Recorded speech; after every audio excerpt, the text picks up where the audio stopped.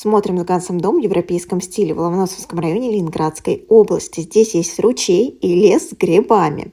Итак, дом просторный, с кухней-гостиной и 2 спальнями.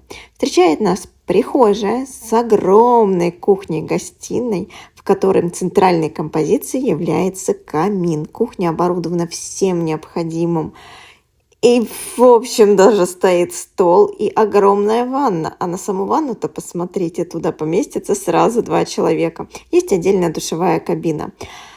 Котельная оборудована электрическим котлом, система теплого пола. Ганс, как всегда, конечно же, проверяет удобство лестницы. Она удобная, он сказал. На 2 этаже есть также санузел полноценный, только с душевой кабиной. И 2 просторные огромные комнаты, из которых можно выделять отдельно зону кабинета, либо делать детскую спальню изолированную, либо в принципе